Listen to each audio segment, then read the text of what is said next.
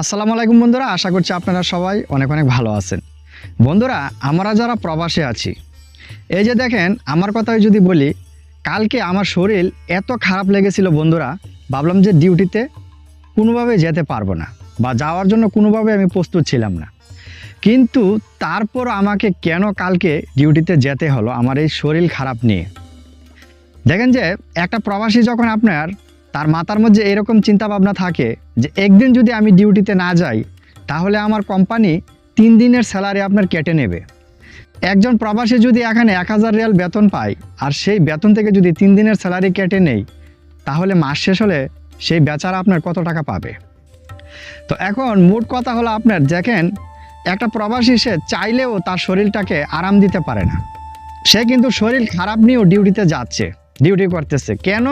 তার মাথার মধ্যে এই চিন্তাটা সবসময় থাকে যে একটা দিন যদি আমি অ্যাবসেন্ট করি বা একটা দিন যদি আমি কোনোভাবে ডিউটিতে আমি না যাই তাহলে কিন্তু কোম্পানি আমার স্যালারি থেকে 3 দিনের বেতন কেটে নেবে।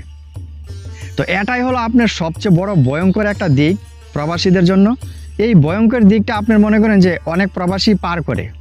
যখন আমি প্রথম আসলাম সৌদি আরবে তখন কিন্তু আমার সাথে এরকমটা অনেকবার হয়েছে। তারপর আস্তে আস্তে আস্তে আস্তে করে আমি মানিয়ে নিয়েছি। কিন্তু কি করব, দেখেন একটা মানুষের যখন শরীর খারাপ থাকে, যখন সেই ব্যক্তির আপনার ডাক্তারের কাছে যাওয়া লাগে, তখন আপনি কি আপনার জানটা আগে বাঁচাবেন না আপনি ডিউটিকে বাঁচাবেন?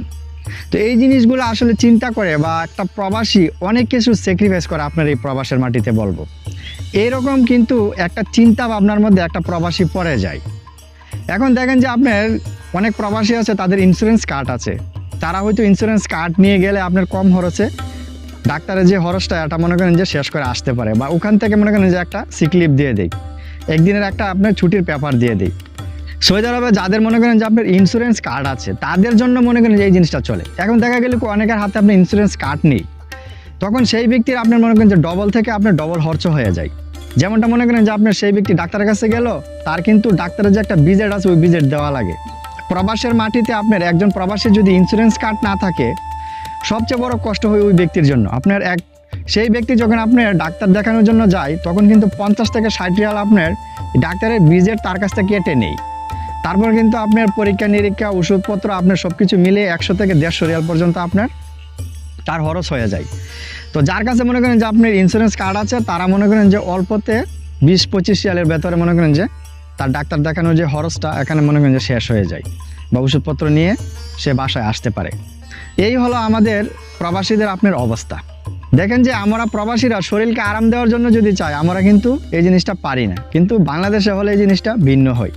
তো এজন্য বলবো ভাই, প্রবাসে আসলে অবশ্যই চিন্তা ভাবনা করে আপনারা প্রবাসে আসলে। এখানে আমরা যদি প্রবাসীরা 30 থেকে 35 হাজার টাকা ইনকাম করি মাসে, নিজের দেশে থেকে 15 থেকে 20 হাজার টাকা ইনকাম করে যদি আপনি স্ত্রী সন্তান আব্বু আম্মু সবাইকে নিয়ে ভালো থাকতে পারেন, আমি মনে করি যে এটাই হলো সবচেয়ে বড় বেটার বা এটাই হলো সবচেয়ে বড় একটা বুদ্ধিমানের কাজ। তো যাই হোক, যদি ভিডিওগুলো ভালো লাগে আমার অবশ্যই লাইক কমেন্ট শেয়ার করবেন। তো এরকম নিত্য নতুন ভিডিও পেতে হলে অবশ্যই মুশারফ অফিসিয়াল চ্যানেলটা সাবস্ক্রাইব করবেন।